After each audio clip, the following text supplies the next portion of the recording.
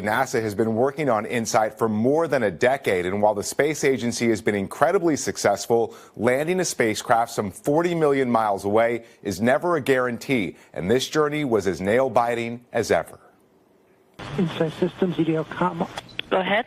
This was the 7 minutes of terror. InSight is now traveling at a velocity of 2,000 meters per second. The dangerous descent leaving NASA scientists on the edge of their seats as they waited to learn if they stuck their landing.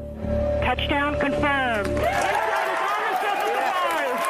The $814 million mission to return to Mars a success. The spacecraft InSight touching down after a 300 million mile journey through space, sending back these early photos of the red planet.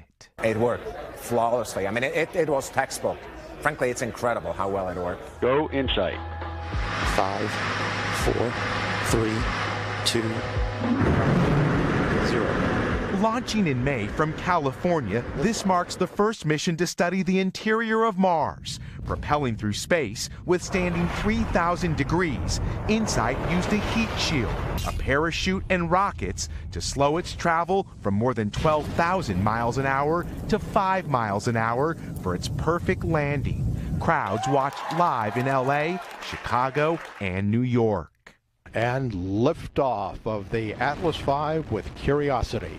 Unlike Curiosity's ongoing mission to explore possible signs of life, this three-legged, one-armed mining spacecraft will dig deeper into the planet, a geological probe. The reason why we're digging into Mars is really just to better understand not just Mars, but the Earth itself. With solar panels to help power the spacecraft, InSight has a 7-foot arm and will dig 16 feet deep. Scientists hope to measure earthquakes or Marsquakes on the red planet, learning more about how Mars was formed.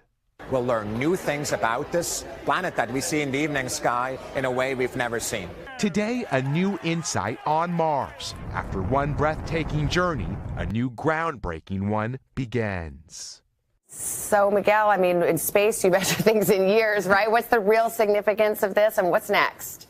Well, the spacecraft's going to continue sending back photos and updates in the days ahead, but the real bulk of the science will likely begin in March. Scientists say it's just a matter of time, though, until humans actually land on Mars. Wow. So interesting times ahead. Miguel, thank you. What a celebration. That was fun. Yeah, that handshake.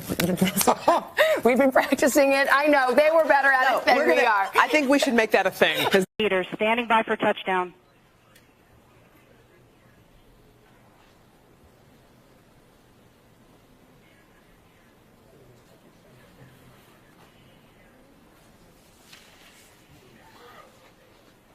Touchdown confirmed.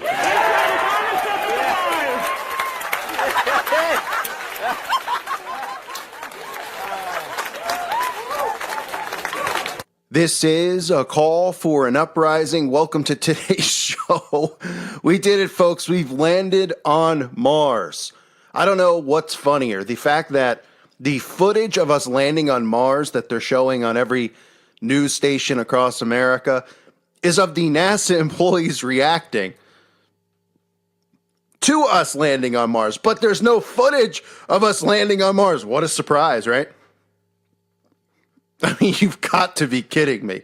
So we have pretty much, you could record you can watch live television, a live football game on your phone while taking a dump in a public restroom somewhere in middle America at a rest stop. But the technology that we have does not enable NASA to record this so-called landing on Mars. And there's the flat Earth and the round Earth and this whole back and forth, and everybody talks about all this stuff. I don't understand how, even if you're a round earther or a flat earther, how can anybody believe in NASA? It is the fakest thing that's ever been created. It is so ridiculous. This nonsense that we get from NASA, from all the Freemason astronauts, to the fact that they've never gone back to the moon after supposedly going to the moon, right? Oh, there was no reason to ever go back, huh? To now claiming that they've moved on from the moon, but we're going to Mars, and all we get is a little tweet of a photograph from NASA. I think it's pretty hilarious. I think the whole thing is just hilarious. And again, NASA is a front for laundering a lot of money that goes through the CIA. And we know what all that money goes for and goes towards and what makes them the most money. It's not just drug trafficking. Okay? Now, I mean, you could see like the reaction of these NASA employees. They're like dancing. They're doing like, I mean, like they're looking into the camera lens, like trying to crack a smile. They're all laughing. You can even hear somebody cackling, laughing. And they claim that this was a $850 million mission to get to Mars. I didn't know it cost $850 million to go out in the desert somewhere and film this stuff. You know, because that's really all it is. I mean, there's hundreds of miles or thousands of miles, I should say, of open desert and Nevada. I mean, drive across the country and you'll see all the open space, a lot of red rock, you know, in California and areas, Nevada. Well, no, but this is Mars, right? We're supposed to believe it's Mars. I forgot. And this is the picture that we get. This might be worse than the original fake photographs of the man on the moon. But with $850 million going to this mission, you think maybe they'd have a camera on the side of this, you know, this ship that, or whatever the heck they landed there, that they'd have a camera on it, right? So that we could watch the thing actually land. Like maybe that would be important to them. You know, I mean, they've got cameras watching us go through stoplights to see if we go through on red or yellow so they could send us a ticket. So you'd think for $850 million, one of the top things they say was, oh, well, we should, you know, since so many people think that space is fake and all this stuff, we should probably have a camera on it to show people that we're doing it. But they knew it would look so fake, and so many people would take the footage and dissect it and show the CGI and show the nonsense that it is, that they won't do it. That's why, because they know what happens with these false flag events, from these events, you know, in Florida, these shootings, all this stuff, how everybody picks apart the footage and then everybody loses their YouTube channel or they get sued for talking about Sandy Hook, right? So what do you think? They sat there and they said, well, if we actually film this fake landing on Mars, then people are going to break that down and show how really fake space is and how fake NASA is. Boy, I mean, you aren't going to get more ridiculous than this. In 2018, where you can't blink without them recording you, they give us this footage of NASA employees celebrating without showing anything else. Oh, when NASA's InSight lander successfully touched down on Mars, it was the end of a 7-month journey to the Red Planet. So it took them 7 months to get to the Red Planet. Oh, this is just unbelievable. Really is. But the landing also marked the beginning of the next phase. By the next phase, I guess they mean Project Bluebeam. Because now they're going to, well, how long is it going to be until they claim that they found life on Mars? Because they've only been programming us into believing that for what? 50, 60, 70 years of nonsense science fiction programs and planting into people's heads. I mean, it's amazing how many people think that there's actual aliens. And when there are demons, but aliens from outer space in a little UFO ship, right, that the CIA created.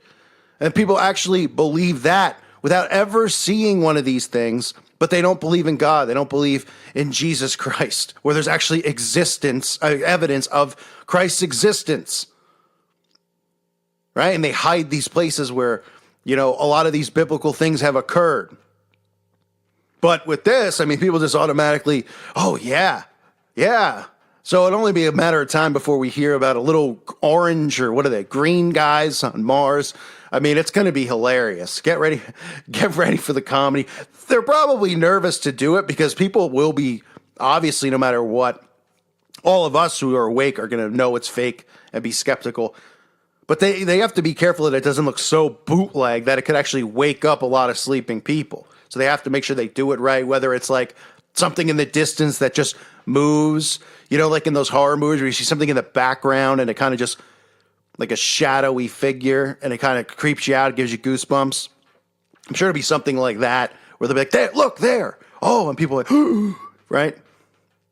I mean, the 800-pound lander is parked on a broad plain north of the Martian equator. I mean, look at this. This is real, folks. We're supposed to believe that this is real. North of the Martian equator, known as Elysium Planitia, a mostly rock-free area that was faintly visible in the first photo sent back from the lander. Over the next 2 to 3 months, Barrett and her team will direct the lander's 6-foot-long robotic arm to pluck each science instrument from the craft and place it directly on the Martian surface. So I liken it to playing the claw game at a carnival. I mean, is this for real? But you're doing it with a really, really valuable prize. You're doing it blindfolded, where you can only take occasional pictures, and then you're doing it via remote control on another planet. The team will begin with InSight dome-shaped. I mean, listen to all this stuff. Like, they know that nobody knows what the hell they're talking about. And that's really how they get away with it, because they go, well, you're not smart enough. This is scientists we're talking about. Now, it's actually what we call bull crap, to say it nicely. The team will be with a dome-shaped sesamometer, I don't know what it would be, which is designed to eavesdrop on Mars' deep interior, listening in on, activity and measuring the frequency and magnitude of Mars quakes. I mean, huh? Mars quakes now? Is this a new thing? About 2 weeks after this and its protective shield are in place, the arm will be used to deploy a probe that'll hammer itself down as far as 16 feet below the surface. The probe will measure how much heat is coming from deep within the planet, right? And it's a matter of time they tell us we can live there, and celebrities are flying to Mars. I mean, it's just, the comedy never ends. Cue Project Bluebeam. Let us know that there's aliens coming and we need to reunite as one. All us in Korea and Russia need to get together and we can have this massive one world order. I mean, really? How dumb are people for falling for this stuff? That's all it takes is like NASA land on Mars. People are like, oh, wow. We shouldn't question that. Because they're like, well, what would the agenda be? What could, why would they lie to us? Boy, you ever have anybody lie in your life to you? Right? There's usually a reason for it. Whether it's they want to get away with something, I mean, what else can you possibly say? The joke is on the people who fall for this stuff. So we've landed on Mars, ladies and gentlemen, and monkeys might fly out of all of our butts. What's next? I thank you for listening to today's show. God bless all of you and your families.